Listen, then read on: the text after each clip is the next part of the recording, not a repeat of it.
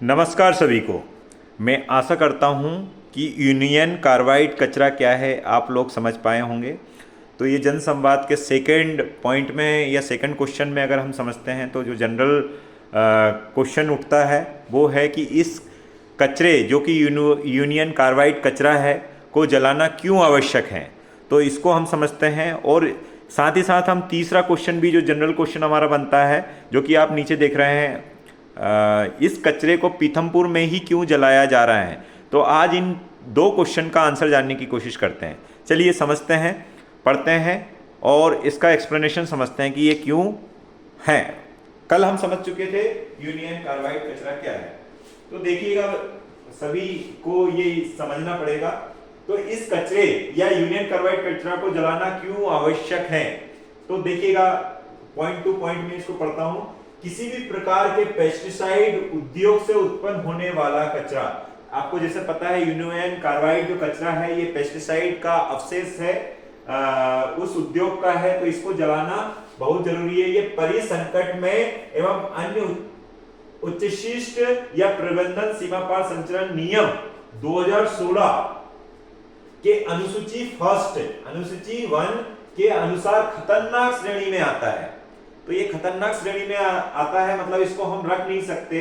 इसीलिए इस कचरे का निष्पादन उक्त नियम के अनुसार दी गई विधि या वैज्ञानिक तरीके से किया जाना अनिवार्य है। इसका मतलब यह है कि हम ऐसा नहीं है कि इसका डिस्पोज कहीं भी कर दें, ऐसा नहीं कर सकते हैं। इसमें जो नियम है उसके हिसाब से हमें इसका क्या करना है, वैज्ञानिक तरीके से, ये ध्यान रखिए, वैज्ञानिक तरीके से किया जाना अनिवार्य है।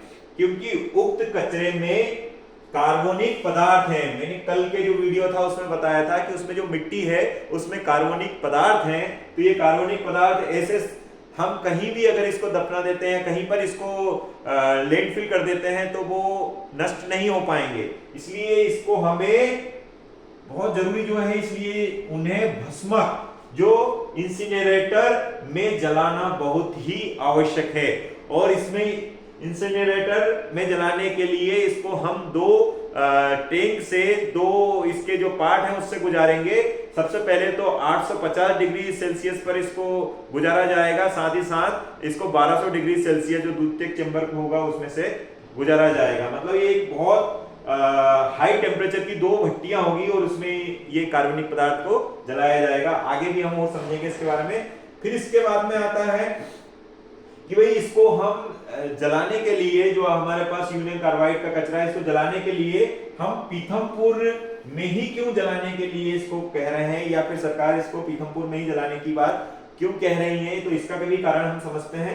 तो देखिएगा, जैसा कि हमने क्वेश्चन देख लिया है, तो भारत सरकार द्वारा बनाए गए नियम परिसंकट में अपशिष्ट जो कि आपका यूनियन कार्बाइड जो कचरा है वो आता है, उसके लिए प्रबंधन एवं हतालन नियम 1989 के अंतर्गत प्रत्येक राज्य को विभिन्न उद्योगों या संस्थाओं से उत्पन्न होने वाले ऐसे कचरे या परिसंकट में खतरनाक कचरे के निष्पादन हेतु एक ट्रीटमेंट, स्टोरेज एवं डिस्पोजल फैसिलिटी, जिसको शॉर्ट में हम TSDF का निर्माण करना होता है, जो कि हमारे पीथमपुर में किया गया है।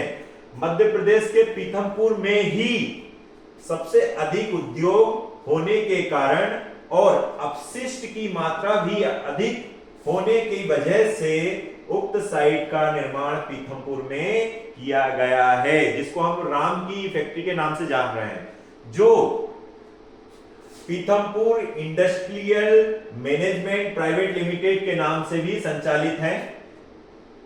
और सबसे इंपॉर्टेंट इसमें एक चीज ज्ञात होना बहुत ही जरूरी है, यह भी ज्ञात होना जरूरी है, राज्य में केवल एक ही डिस्पोजल साइट, जो हमारा राज्य मध्य प्रदेश है, इसमें एक ही साइट जो है वो TSDF, जो जिसका हमने अभी देखा था, क्या लिखा था हमने, treatment storage and disposal facility, एक ही है।